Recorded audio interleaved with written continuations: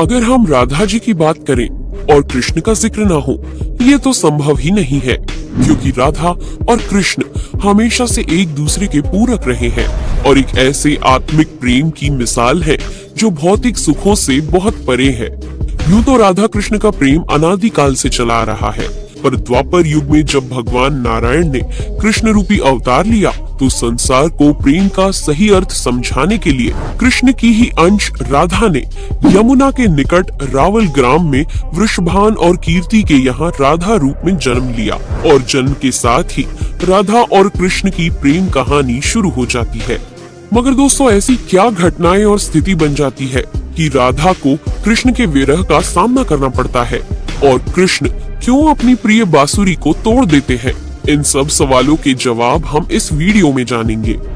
दोस्तों, कहा जाता है कि राधा जन्म से अंधी थी और स्वर्ग लोक से ये वचन लेकर ही पृथ्वी लोक आई थी कि जब श्री कृष्ण की प्रथम दृष्टि उन पर पड़ेगी तभी वो संपूर्ण जगत को देखेंगी, अन्यथा नहीं।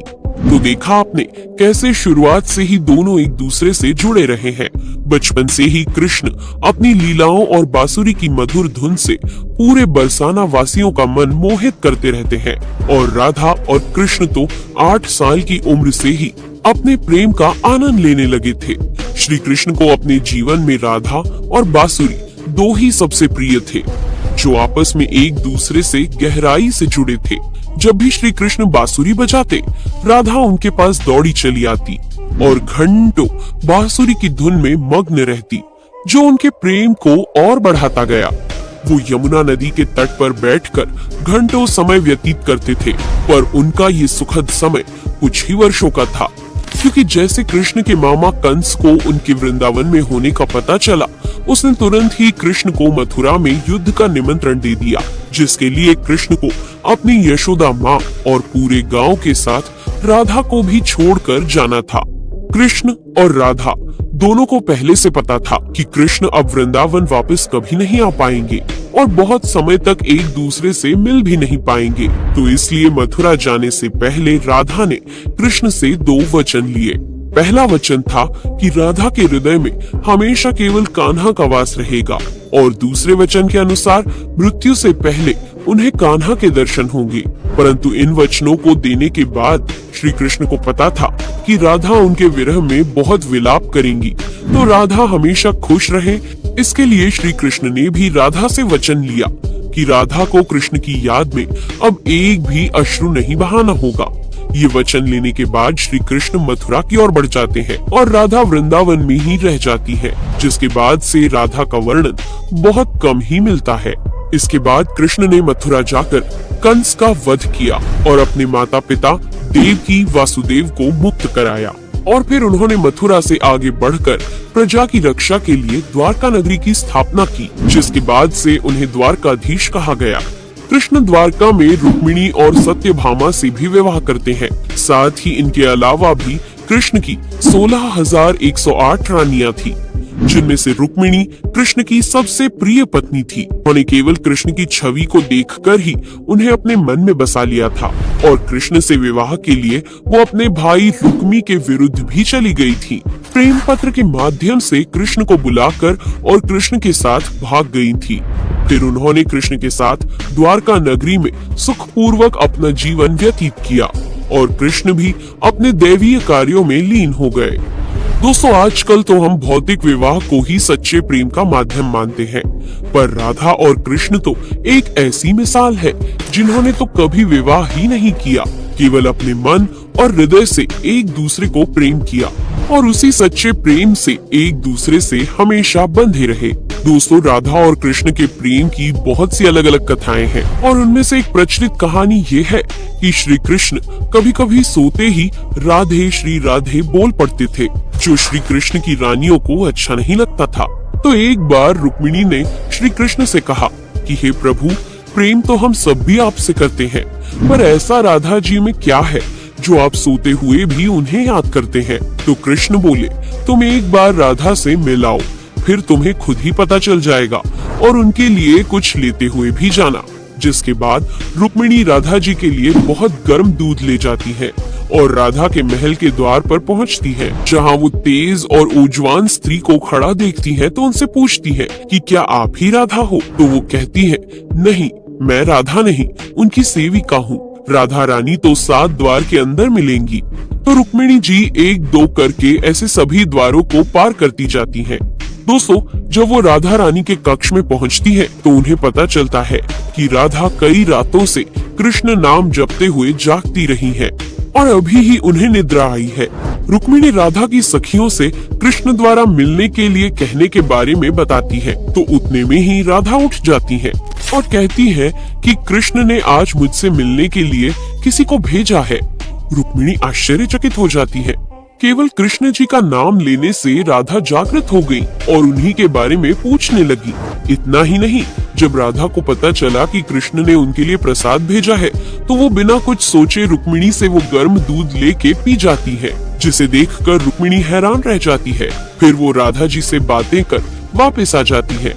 ये सब हो जाने के बाद जब रात्रि के समय रुक्मिणी श्री कृष्ण के पैर दबाती है तो देखती है कि उनके पैरों में छाले पड़े हुए हैं, जिसे देखकर वो हैरान रह जाती है और पूछती है कि प्रभु, आप कहाँ पैदल गए थे जो आपके पैरों में छाले पड़ गए? तो श्री कृष्ण बोले, आपने गलती से राधा जी को गर्म दूध पिलाया था, जो राधा एक ही बार में पी गई थी, जिससे उनके हृदय में छाले पड़ गए हैं और उनके हृदय में हमेशा मेरे चरण कमल विराजमान रहते हैं, जिससे मेरे पैरों में भी छाले पड़ गए। तब फिर रुक्मिणी को राधा और कृष्ण के प्रेम की पराकाष्ठा का पता चलता है कि प्रेम शरीर से नहीं, आत्मा से होता है, जो हमेशा राधा के हृदय में कृष्ण के चरण कमल के रूप में विराजमान रहता है। एक कथा में आता है कि ब्रह्मा जी ने पृथ्वी लोक आकर वृंदावन में पहले राधा और कृष्ण का विवाह करवाया था, पर इसके बारे में ज्यादा जानकारी नहीं है। राधा भी वृंदावन में कृष्ण की भक्ति के साथ अपना जीवन व्यतीत करने लगती है और कहा जाता है कि यादव पुत्र अभिमन्यु या आयन से उनका विवाह भी हो जाता है, पर अभिमन्यु को महर्षि दधीचि का श्राप था कि अगर वो राधा को छुएगा तो भस्म हो जाएगा।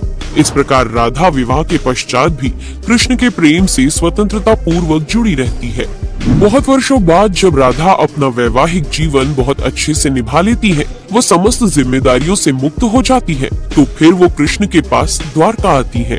द्वारका पहुंचने के पश्चात राधा और कृष्ण आपस में मौन रहते हुए मन की अभिव्यक्तियों से घंटों एक दूसरे से बातें करते रहे। कृष्ण के अलावा द्वारका में राधा को कोई पहचान भी नहीं पाया।